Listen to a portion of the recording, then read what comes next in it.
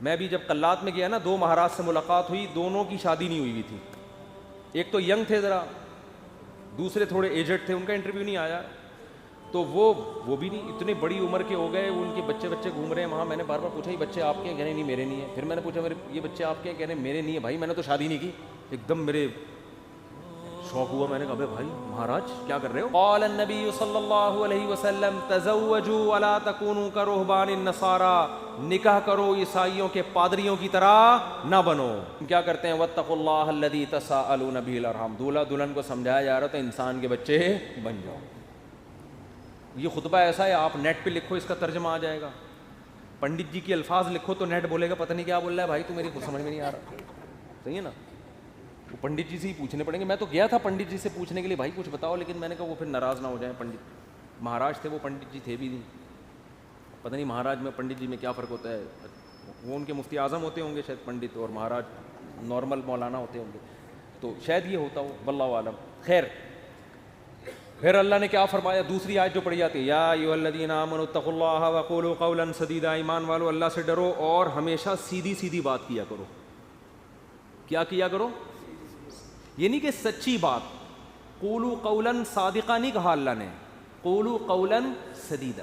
سدیدا کا مطلب سیدھی سیدھی, ٹیڑھی میڑھی آڑے ترچھے نہیں چل باتیں نہیں کیا کرو. اس سے فائدہ کیا ہوگا؟ یصلح لکم اعمالکم, تمہارے اعمال کو درست کر دے گا.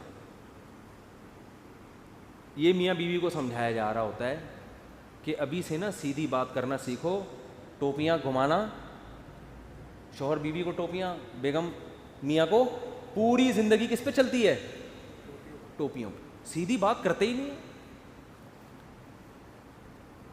سسرال سے الگ آڑی ترچھی باتیں, سسرال والے داماد سے الگ, بیٹی سے الگ. گھروں میں جو آگ لگتی ہے وہ سیدھی باتیں کرنے سے لگتی ہے, آڑی ترچھی باتیں کرنے سے. جھوٹ پلو گھماتے ہیں باتوں کو, صحیح بات ہی نہیں کرتے. تو اس سے کیا ہوتا ہے؟ اعمال خراب ہونا شروع ہو جاتے ہیں. جب آدمی کو پتہ ہوتا ہے نا مجھ سے کوئی پوچھے گا تو مجھے سچ بولنا پڑے گا, تو وہ کام ہی ایسا نہیں کرتا کہ جواب دہی ممکن نہ ہو اس کے لیے. تو یہ میاں بیوی کو تمیز سے نصیحت کی جاتی ہے. اور پھر حدیثیں پڑھی جاتی ہیں, النکاح من سنتی, نکاح میری سنت ہے. فمن رغب عن سنتی فلیس منی, جو میری سنت پہ نہیں چلے گا وہ مجھ سے نہیں ہوگا. دولہا کو حوصلہ افزائی کی, تو بیٹا زندگی میں پہلی دفعہ کوئی انسان ڈھنگ کا کام کر رہا ہے, تو نبی کی سنت کو بولتے کیوں نہیں بھائی, زندہ کر. اور اتفاق کی بات ہے دوسری شادی میں بھی یہی خطبہ ہے, تیسری میں بھی اور چوتھی میں بھی. کیا مطلب؟ دوسری میں بھی اس کو اپریشیٹ کیا جاتا ہے, سنت کر رہا ہے, تیسری میں بھی چوتھی میں بھی. سمجھتے؟ یہ ویسے ہی درمیان میں جنرل نالج کے لیے ایک بات آ گئی تھی. میں آپ کو پتہ ہے اس ٹاپک پر آج کل بالکل بھی نہیں بولتا. تو آگے اللہ تعالیٰ کے آگے کیا حدیث میں ہے جو خطبے میں پڑھا جاتا ہے؟ قال النبی صلی اللہ علیہ وسلم تزوجوا الودود الولود فإنی مباہی بکم الامم, ایسی عورت سے نکاح کرو محبت کرے اور تمہیں اولاد زیادہ دے, میں قیامت کے دن تمہاری کثرت پہ فخر کروں گا. میاں بیوی کو سمجھایا جاتا ہے نسل مت روکنا, تمہارا ملاپ پائیدار, کامیاب, خوشیوں بھرا اور آخرت میں ترقی کا سبب جبھی ہو سکتا ہے جب تم دونوں اولاد کی کثرت چاہو. شروع میں ہی چاہتے ہیں کہ ہمارے اولاد نہ ہو, اس کی بھی نفی کی گئی. اور کیا پڑھا جاتا ہے خطبے میں؟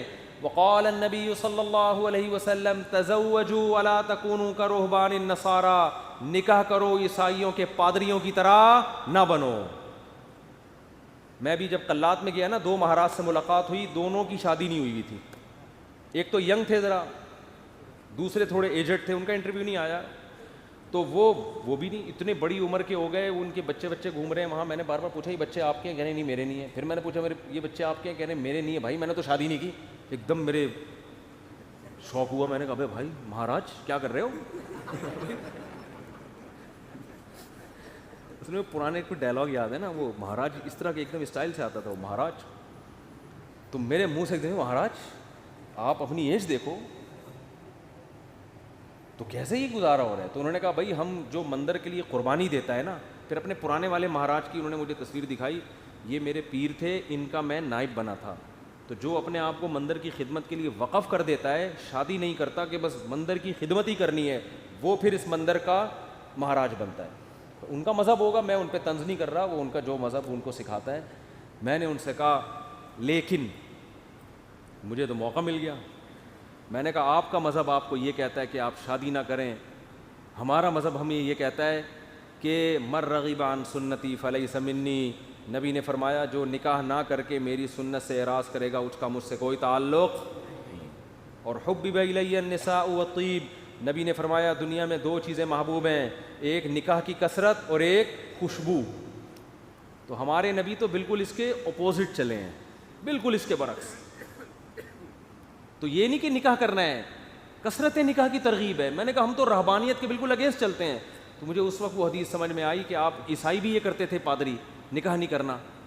تو ہمارے نبی نے فرمایا تم نے ان کو فالو نہیں کرنا, نا ہم تو کثرت سے.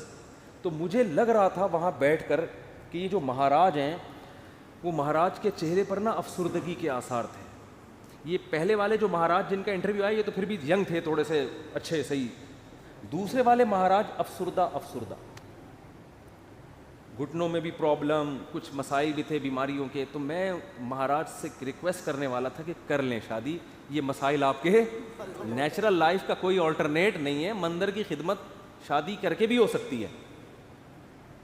اب شادی کی ہوتی یہ بچے آپ کے ہوتے ہیں, یعنی اسی جیسے ان کو لگا دیتے مندر کی خدمت پہ. اگر آپ کا یہ نظریہ ہے, میں ترغیب نہیں دے رہا ہوں ان کو, کیا خیال ہے؟ جیسے ہمارے بیٹے ہیں تو میری خواہش ہے کہ یار وہ بیٹے عالم بنے, اللہ خواہش کو پورا کرے. مہاراج میں جو باتیں آپ سے کر رہا ہوں آپ تنہائی میں بیٹھ کے ان باتوں پہ غور کریں. اب اللہ کرے اب تک کر رہے ہو غور. چکر میں تو ڈال دیا ہم نے, مہاراج کو ہم نے چکر میں ڈال دیا. مہاراج اب بیٹھ رہا ہوگا یار مسئلہ کیا ہے, بات تو صحیح کی بندے نے, زندگی بھی برباد کر دی. پھر میں نے مہاراج سے بھی کہا, میں نے کہا یہ بھی دیکھ لینا کہ آخرت میں اس شادی نہ کرنے کا کوئی ثواب بھی ملے گا. ایسا نہ ہو کہ نہ یہاں کے رہے نہ وہاں کے رہے. قرآن کہتا ہے الذین ضل سعیہم فی الحیاۃ الدنیا وہم یحسبون انہم یحسنون صنعا.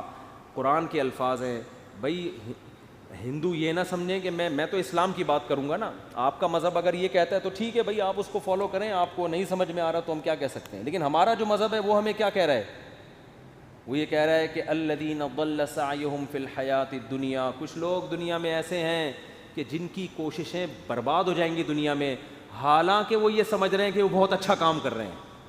دیکھو ایک آدمی غلط کام کر رہا ہوتا ہے, غلط کو غلط سمجھ کے, اس کو پتہ ہے بھائی چرس پینے کا آخرت میں کوئی ثواب ملے گا, اور چرسی کو امید بھی نہیں ہوتی. وہ کہہ رہا ہو یار مجھے پتہ ہے آخرت میں بربادی ہے لیکن اب مزے اڑا لوں تھوڑی دیر کے. ہیروئنچی کو پتہ ہے آخرت میں بربادی ہے مگر مزے اڑا لو. زانی کو پتہ ہے آخرت میں بربادی ہے مگر مزے اڑا لو. لیکن کچھ لوگ ایسے ہوتے ہیں جو بڑی محنت کر رہے ہوتے ہیں, اپنی حلال خواہشات کو بھی قربان کر رہے ہوتے ہیں, اور وہ سمجھ رہے ہوتے ہیں آخرت میں مل جائے گا بدلہ. اللہ کہتے ہیں نہ دنیا میں ملے گا اور نہ آخرت. کیونکہ پیپر جو اللہ نے بنایا ہے نا اس کو فوکس کرنا ہے آپ نے. پیپر فزکس کا ہے اور آپ ریاضی کے مشکل ترین سوالات لے کے بیٹھ گئے, اور جو فزکس کا آسان سوال تھا اس کا آپ اس کو حل نہیں کر رہے. کیمسٹری کا آسان سوال تھا پانی کا فارمولا کیا ہے, ہائیڈروجن ڈائی آکسائڈ ہے نا, یہ بہت آسان تھا. آپ کہہ رہے تو بہت آسان ہے یار, یہ نہیں حل کرتا مجھے اصل میں ایک فزکس کا ایک بڑی پیچیدہ ایکویشن ہے اس کو میں حل کر سکتا ہوں. اس کو بیٹھ کے آپ نے حل کرنا شروع کر دیا. عقل مند کہے گا بھائی تیرے سے جو پوچھا گیا ہے اس کو تو فوکس کر, جو سوال پوچھا نہیں جا رہا اس کا جواب کیوں دے رہا ہے. اب آپ جواب میں یہ کہیں یار دیکھو میری اتنی محنت کر کے میں نے فزکس کی ایکویشن کو حل کیا ہے, میں یہ سوچ بھی نہیں سکتا کہ ممتحن اور ایگزامینر میری اس محنت کو ضائع کر دے, یقیناً 100 نمبر دے گا. اس سے کیا ہے 100 نمبر تجھے ہائیڈروجن ڈائی آکسائڈ لکھ دیتا مل جاتا ہے. آپ کے اتنے آسان سوال کے 100 نمبر نہیں ہو سکتے. یہ دلیل صحیح ہوگی نہیں یاری بات میرا خیال ہے. او بھائی یہ دلیل بالکل غلط ہوگی کہ یہ نہیں دیکھا جاتا کہ سوال مشکل ہے یا آسان. ہم نے دیکھا نا یوٹیوب پہ ایک ہندو کرالنگ کرتا ہوا پتہ نہیں دلی سے یو پی جا رہا ہے یا کہاں جا رہا ہے, لیٹ کے کہہ رہا ہے بھائی یہ پتہ نہیں کون سے بھگوان ہے جس کی روح خوش ہو جائے گی اس سے. تو آپ محنت بہت کر رہے ہیں, اس کا رزلٹ کیا ہے؟ 0. نبی صلی اللہ علیہ وسلم کو اطلاع ملی نا کہ ایک پیدل حج کرنے جا رہا ہے کوئی, منت مانی ہوئی اور طاقت بھی نہیں تھی. آپ نے فرمایا اللہ کو اس کی ضرورت نہیں ہے کہ تم اپنے آپ کو اس مصیبت میں ڈالو, یہ تو تمہاری اپنی تمہاری وہ ہے نا. اگر آپ میں استطاعت نہیں اور آپ پیدل جا رہے ہیں حج کرنے کے لیے تو یہ وہ چیزیں جو آپ نے اپنے اوپر لازم کر لی ہیں. تبھی قرآن کہہ رہا ہے لا تحرموا طیبات ما احل اللہ لکم, جو پاکیزہ چیزیں اللہ نے حلال کر دی ان کو حرام مت کرو, اپنے اوپر خامخواہ کی پابندیاں مت لگاؤ. ان پابندیوں سے تم تو ڈپریشن میں جا سکتے ہو, صحت برباد کر سکتے ہو. یہ ہم سے امیدیں مت لگانا کہ آخر میں تمہیں آخرت میں اس کا اجر ملے گا. 0 نمبر ہوں گے تمہارے, بلکہ الٹا گناہ ہوگا. تو میں ان سے کہہ رہا تھا بھائی تم شادی کر لیتے, بیوی بچے ہوتے, تمہاری ڈیزائرز پوری ہوتی, صحت اچھی ہوتی, تمہیں اولاد ملتی, اولاد کے تو دیکھ کے انسان کی بانچیں کھل جاتی ہیں. لیکن مہاراج کا اپنا نظریہ, وہ اپنی سوچ. بہرحال یہ بات, ہاں نکاح کے خطبے کی بات کر رہا تھا. تو نبی نے کیا فرمایا, تزوجوا ولا تکونوا کرہبان النصارى, نکاح کرو بھائی راہبوں کی طرح مت بنو. وہ سمجھتے ہیں نہ کر کے اللہ کو خوش کر لیں گے, ایسا نہیں ہے. نکاح کرنے سے اگرچہ تمہاری خواہش پوری ہو رہی ہے, تمہاری ڈیزائرز پوری ہو رہی ہیں, تمہارے لیے ایک لذت کا سامان پیدا ہو رہا ہے, لیکن اس ڈیزائرز پوری کرنے سے اللہ ناراض نہیں ہوتا, بلکہ اللہ اور خوش ہوتا ہے. کیونکہ اللہ نے یہ رکھی اس لیے کہ تاکہ مرد عورت کے حقوق اٹھائے, ذمہ داریاں اٹھائے, اس کی اولاد کی تربیت کرے. اگر یہ ڈیزائرز پوری کرنے پر پابندی لگا دی جاتی, عورتوں کا بھی بیڑا غرق ہوتا اور تمہارا بھی, اور نسل بھی نہ بڑھتی جو اللہ چاہتا ہے. تو اب اصل جو میں ٹاپک کی طرف آتا ہوں, کتنا اچھا خطبہ ہے نا, یہ دولہا دلہن کو سمجھایا جا رہا ہے. وہ تو الگ بات ہے, دولہا دلہن خطبہ سنا اور پتلی گلی سے نکل لیے, پوچھتے ہی نہیں کہ مفتی صاحب کچھ ترجمہ کرا دو, کیا کہا تھا, نصیحتیں. وہ تو ان کا اپنا ہیڈک ہے نا, یہ اللہ کا قصور نہیں ہے, پوچھتے ہی نہیں, بس آ جاتے ہیں نادرا سے رجسٹرڈ ہو گیا. نادرا سے مفتی صاحب آپ نے کہا تھا 1 ہفتے کے اندر سرٹیفکیٹ مل جائے گا, وہ ولید سے رابطہ نہیں ہو رہا ہے, 1.5 ہفتہ ہو گیا ابھی تک. اس کی فکر ہوتی ہے بیوی میرے نام ہو جائے. میں ان سے کہتا ہوں دیکھو بیوی تمہاری ہو گئی ہے, نمبر پلیٹ ایشو ہو جائے گی تھوڑے دن. وہ ان کو فکر ہوتی ہے نا, ڈاکومنٹس نہیں بنے. میں نے کہا